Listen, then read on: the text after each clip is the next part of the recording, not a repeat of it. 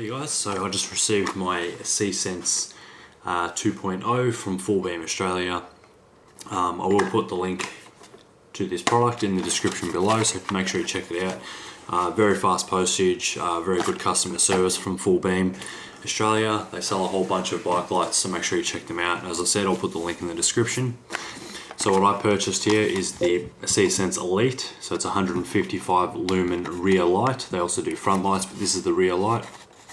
It's 137 Australian dollars. So it is expensive if you look at it that way, but safety is definitely important. So in that sense, it's not a bad price to pay for safety. So the reason I bought this light is it's got intelligent sensor technology, so it basically responds to your speed, the light outside, whether it's nighttime or dark or daytime bright. In the daytime, it'll flash a lot brighter, so it can be seen during the day if you want to have it on. That is, at nighttime it actually obviously dims down to a point where it's still bright for nighttime. But if someone actually comes up behind you with their headlights, it'll flash brighter and it will flash faster. To increase the warning basically to the driver behind you. So that's really good. Let me just read some things off the box here. So intelligent sensor technology. See.Sense responds to road conditions, junctions, roundabouts, filtering in traffic, approaching headlights and more. It flashes brighter and faster to improve your visibility when you need it most. So I think it depends on speed as well. If you go faster, maybe it flashes quicker, or vice versa. I'm not too sure about that yet. So as I said before, it's 155 lumens, so it's very bright for a rear light. Some other things on the side of the box here: remarkable brightness, Cree LEDs for daylight visibility. It's weatherproof. One thing I read that it's waterproof, but you can't submerge it or you wouldn't, soak it, absolutely soak it with a high pressure hose or anything like that. But the rain and everything like that is completely fine. And it's USB rechargeable, which is great. 12-hour runtime. That obviously depends on how many times it ramps up and gets brighter and flashes faster and all that kind of stuff. But general commuting, they reckon you'll get about 12 hours, which is pretty good. As I said, USB rechargeable. Does have a fuel gauge, so it does tell you when your battery is running low and stuff like that. And progressive optics spreads the light for side visibility. So it's just got a little thing there that says 180 degrees. So basically it can be seen from the side or the back, which is good. So that's about it. Let me just open the box up and we'll see what we get in there. This is the box, nicely packaged. Apparently everything's recycled and eco-friendly, so that's good. Open it up. So on the top, you'll see the light there itself and some little cards there. So this is the light unit itself. Let's have a closer look at that. So it's got a good lens on it. Apparently I think I read somewhere plastics used in the aerospace industry, so it's very strong. On the back, so mounted around a seat post or a handlebar or any part on your bike where it fits. It's got a little grip pad on the back, so it won't damage your bike and it will stay nice and grippy. And it's got these lugs on the side where you actually put the strap around. There's no switches, so I'll show you how that works in a second. See what else is in the box.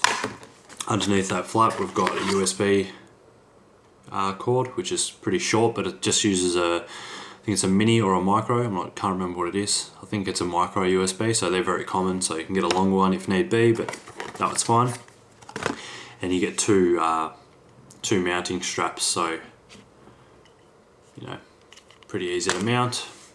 One will go around the lug on this side, and the other, once it's strapped around the bike, the other one will go on the lug around the other side. So very easy, pretty simple, but it works. And in the very bottom there's a little instruction manual. So what I'm going to do now is give it a charge and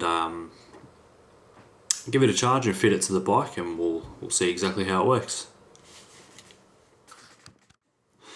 Alright, so I've given it a little bit of a charge just so I can have a play around with it before I put it on the bike. I just want to show you the way you have to turn it on. It is a little bit fiddly, it is a little bit annoying. I wish they actually just had a switch, but apart from that, it's pretty good. So to turn it on, you have to tilt it left and right 3 times. So I'll just do that now. So just turn it like in an arc, in a half circle, and you'll see it starts flashing to tell you how much is in the battery. If that's red, it means it's running low. So that's it there, flashing. That's how you turn it on. So after 3 minutes of, so if you stop the bike, the light will automatically turn off within 3 minutes. If you want to turn it off completely, you just rest it down, face down, and it just does turn off. And it tells you how much is remaining in the battery with that little green light. So the one reason I think they need a switch is because I don't really want to take this off the bike every time I want to turn it on or stop it. But that's the only one drawback. Apart from that, it's pretty cool. So when you do stop the bike, within 3 minutes, as I said before, it goes into standby mode. It doesn't exactly turn off 100%, so it's in standby mode. As soon as you move the bike again, it will turn back on and start flashing and doing its thing. So that's a very good feature. But yeah, as I said, I just wish there was a switch that was easy to just turn it on or off and still have all the standby mode and stuff like that. But it's not too bad. So as I said, it's like a half circle. 1, 2, 3. The green light will flash to tell you the battery level, and then it will turn on. And as I said, in 3 minutes it'll turn itself off. Otherwise, if you want to turn it off completely, just put it face down on anything and it's off. So it's full of accelerometers and light sensors and things like that, so it's very cool. The battery level you can tell by, it just says it in the manual here. Every time you turn it on or off, it'll tell you the battery level. So where are we? Just tells you right there. So if it does that many green flashes, it's fully charged. If it does all those red flashes, it's getting pretty flat. And if it's half, then it's over half full. So that's really good that it tells you the battery level every time you turn it on or off. It helps because some lights I have don't tell you anything and then they just turn off. So this is really good in that sense. There's a lot of different modes you can use. So you can turn on or off motion sensing. You can turn on or off light sensing. You can change the power level from low, medium, and high, and you can change the light from a flash or just a constant light. You can turn that on or off as well. So that's really good. So what I'm going to do now is fix it to the bike. I'll show you how to do that. Obviously, very easy. Fix it to the bike, and then we'll do some little tests. I'll show you how it works, and we'll shine a torch on it to get it to ramp up and do what it does. And yeah, see you then. Alright, so there it is mounted to the bike. Very easy to mount, as I said. Rubber strap goes around here, around your seat post, or wherever you decide to put it, and back onto this side. So just make sure the weather cap is closed so no water gets in there. So yeah, it fits very well. It's easy to put on, and the rubber strap that comes with is very stretchy, so whether you got a fatter seat post or a narrower one, you shouldn't have any problems fitting it on the bike. I've usually got a saddlebag on the back here, so it actually has I'll show you now, it actually has a spot for a light just down there, but I thought I'd just chuck it on the seat post for the ease of doing this video.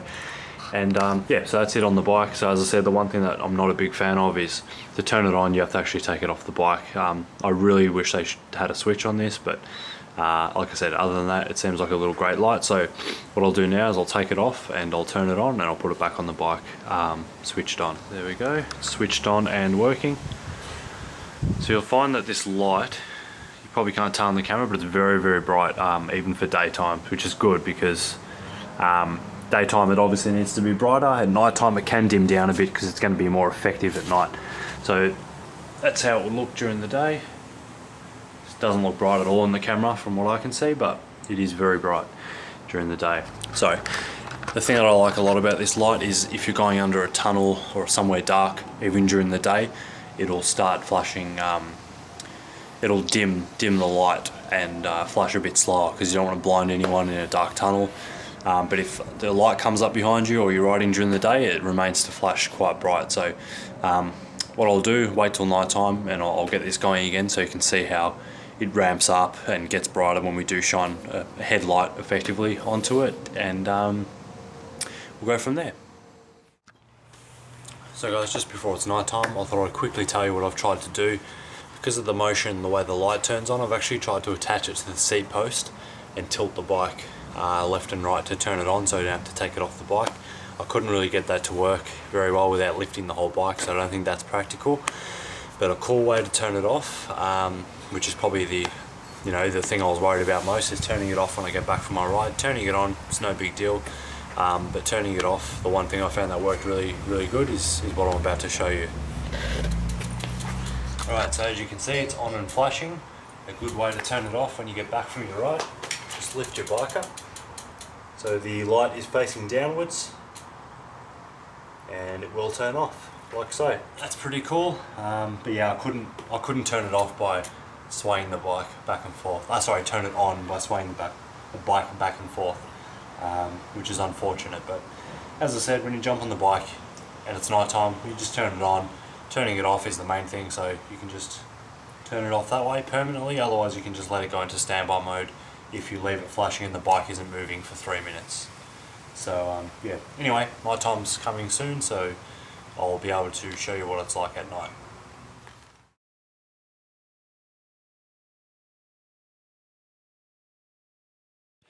Alright, so it's kind of dark. It's dark where the bike is anyway, so let's fire this light up and see how it works. So there we go. As you can see, it is very bright. Again, the camera doesn't do it justice. It's very bright, very safe. You definitely see that if you're behind this light in a car. So what I'm going to do now is I'm going to shine my torch on it to simulate some car headlights and see what happens. So what it does flash faster and brighter to alert the motorist behind you that you are there, and then it returns to normal after a bit once the car disappears. There we go. Very cool. Draw it again. So it's pretty quick in realizing there's a light there, which is good, and returns to normal.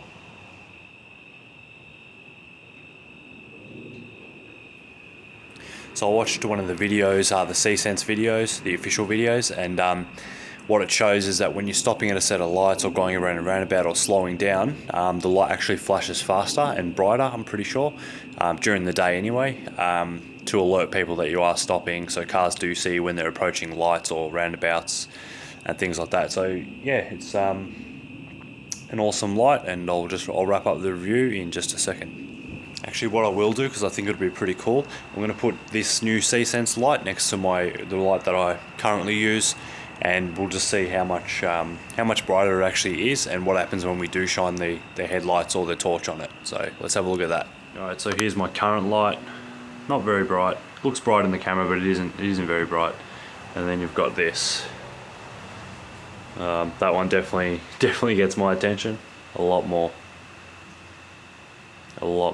So let me just shine the light on both. So this one here, if you shine the light on it, look at that, you can't even see a thing. It's just a red flashing blob. If I shine a light on the See.Sense, you'll see it's just piercing, like the red light just pierces through the headlight. It doesn't show it on camera, but it's definitely distracting. Not distracting, but it's you would definitely get the attention of a driver behind you. Look at that, there's no flare at all on here. You can see it just pierce through the white light. Alright, so I apologise for the long review, but there were a lot of features and things that I wanted to discuss. So here it is again, the See.Sense 2.0 Elite 155 lumen rear light. My final verdict is it's awesome. It's very bright. It's very attention grabbing. A car will definitely see you coming up behind you. Will definitely see you. It's safe. I like the way that it does flash faster and brighter when the car comes up behind you with their headlights. I like the way it dims down automatically when you're in a tunnel or something like that. And I love the way that it flashes faster when you come into a stop to allow people to know that you are stopping or whatever. So it's really good. I haven't actually ridden the bike with it because I was going to film that, but I don't have anyone here to actually film that while I rode the bike, but I'm pretty confident that it'd be really good. One thing I don't like is I still wish there was a switch on it. I really do. The motion of doing this, you know, that's fine, but I usually like to leave my lights on my bikes unless they need charging. So to me, that's a little bit annoying. Turning it off's okay, as I showed you can lift the bike up. But yeah, turning it on, I mean, it takes 2 seconds to turn it on and take it off the bike and turn it on, really. But so it's not that big a hassle. But yeah, it would be good if I had a switch. Apart from that, everything's awesome. I love the way it mounts very easily. Love all the stuff it comes with. It's very, very high quality.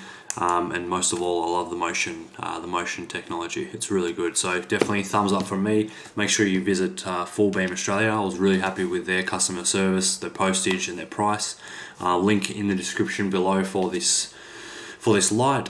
So make sure you check it out. So I think it's $137, which is nothing when it comes to your safety. The light I've got on my bike now came in a pack with the headlight and the rear light for $40, but it's, as you saw with the torch on it, it's nothing compared to this. So definitely worth it as a safety aspect. So make sure you check them out. Link in the description below. Thanks for watching. Please subscribe and please share, and I'll see you soon.